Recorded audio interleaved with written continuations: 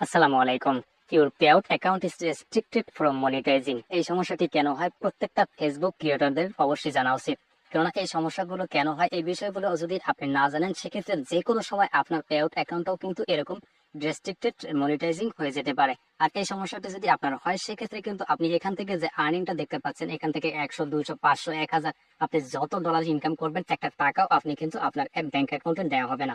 অর্থাৎ আপনি ফেসবুক থেকে ইনকাম করতে পারবেন না, যে কারণে আপনাকে অবশ্যই জানতে হবে আপনার পে আউট অ্যাকাউন্টটা কেন রেস্ট্রিক্টেড করা যায় হয়। আজকের এই ভিডিওতে এই বিষয়টি নিয়ে ইন ডিটেলসে কথা বলবো। তো প্রিয় দর্শক, আপনারা এই স্ক্রিনশটে এখানে একটু লক্ষ্য করুন, এখানে লেখা রয়েছে your pay out account is restricted for monetising. অর্থাৎ আপনি আপনার পে আউট অ্যাকাউন্ট দ্বারা এমন কিছু কার্যকলাপ করেছেন যে কার্যকলাপের কারণে ফেসবুকের কাছে এটা খুব প্রমাণিত হয়েছে যে আপনার এই পে আউট অ্যাকাউন্টে যে কার্যকলাপগুলো হচ্ছে সেগুলো হয়তো আপনি করছেন বা অন্য কেউ করতেছে, এটা ভেবে বা আপনার পে আউট অ্যাকাউন্টটা হ্যাক হচ্ছে এইটা ভেবে কিন্তু আপনার পে আউট অ্যাকাউন্টটাকে কিন্তু কি করছে, রেস্ট্রিক্টেড করে দিচ্ছে।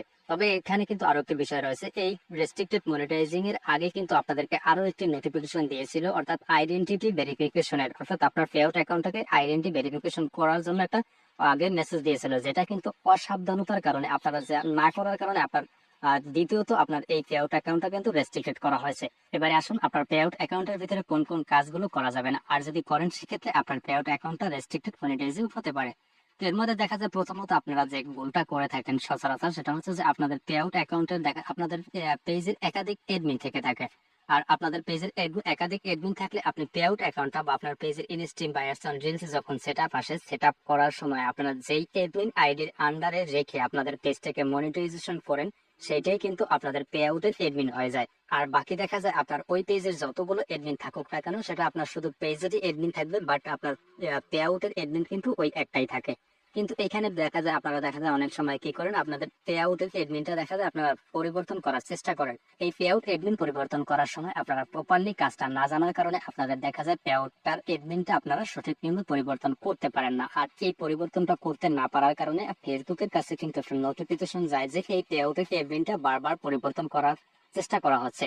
এবং এই চেষ্টাটা যখন করা হয় তখন কিন্তু ফেসবুক এটা ভাবে যে এটা আনইউজুয়াল অ্যাক্টিভিটি, বা দেখা যায় এই এডমিনটা অন্য কেউ হয়তো করার চেষ্টা করতেছে, পরিবর্তন করার চেষ্টা করতেছে, যে কারণে এটা ভাবে যে আপনার ফেসবুক পে আউটটা হয়তো বা হ্যাক হচ্ছে বা হ্যাক করার চেষ্টা করতেছে কেউ। যেই কারণে আপনার পে আউটটা যে আপনি নিজেই পরিবর্তন করতেছিলেন কিনা সেটা যাচাই করার জন্য আপনাকে কি করতে চায়, ফেসবুক আপনার কাছে একটা নোটিফিকেশন দেয় বা আপনাকে একটা ওই যে নোটিফিকেশন পপআপের মতো দেয়, যেখান থেকে আপনাকে কি করতে হয়, কিছু আইডেন্টিটি ভেরিফিকেশন করতে হয়। যার মধ্যে রাখা যায় আপনার ব্যাংক ডিটেলস, ব্যাংকের স্টেটমেন্ট এবং আপনার এনআইডি কার্ড, এগুলো দিয়ে আপনাকে কিন্তু এই পে আউটটাকে ভেরিফিকেশন করতে হয়, যাতে করে ফেসবুক বুঝে যে না এটা আপনারটা আপনি নিজেই পরিবর্তন করতে চাচ্ছিলেন।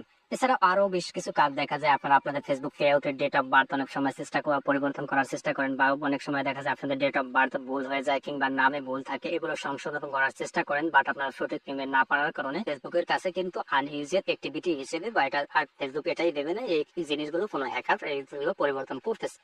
তো জাস্ট আপনাদেরকে ফেসবুক কিন্তু চায় যে আপনাদের ভালোর জন্যই মূলত আপনাদের ফেসবুকের পে আউট অ্যাকাউন্টটা যাতে হ্যাক না হয়ে যায়, এটা সুরক্ষার জন্য আপনাদের কিছু স্টেটমেন্ট বা আপনাদের কিছু রিয়েল ডকুমেন্টস ফেসবুকের কাছে প্রোভাইড বা সাবমিট করতে বলে। এই বিষয়টা আপনারা যে ভুল করে না করার কারণে আপনাদের পরবর্তীতে আপনাদের পে আউট অ্যাকাউন্টটা রেস্ট্রিক্টেড করে দেওয়া হয়। তো এই কারণে আপনারা আপনাদের ফেসবুকে আপনাদের এই কাজগুলো করা থেকে বিরত থাকবেন। আপনারা যদি কোনো কিছু পরিবর্তন বা কিংবা সংশোধন করার প্রয়োজন হয় সেক্ষেত্রে আপনারা আগে এই কাজগুলো সম্পর্কে ভালোভাবে আপনারা জেনে নেবেন, কিংবা সঠিক নিয়মে এগুলোকে কিভাবে পরিবর্তন করা হয় এ সম্পর্কে যদি আপনার ভালোভাবে ধারণা না থাকে সেক্ষেত্রে এগুলো চেষ্টা করবেন না। যারা এই বিষয়ে এক্সপার্ট আছে তাদের সাহায্য নেবেন। তো যাই হোক, এগুলো যদি দেখা যায় এটা আপনি যদি সমাধান করতে এই সমস্যাটাকে আপনারা দুই ভাবে সমাধান করতে পারবেন। একটি হচ্ছে আপনারা সাপোর্ট ইনবক্সে কথা বলে, যদি প্রথমত আপনাদের সাপোর্ট ইনবক্সে কথা বলে আপনাদের এই সমস্যাটা সমাধান হয় তাহলে বেশ আলহামদুলিল্লাহ, বাট এই সমস্যাটা যদি সাপোর্ট ইনবক্সে কথা বলার পর সমাধান না হয় সেক্ষেত্রে আপনাদের পে আউট অ্যাকাউন্টটাকে কিন্তু চেঞ্জ করে দিতে হবে।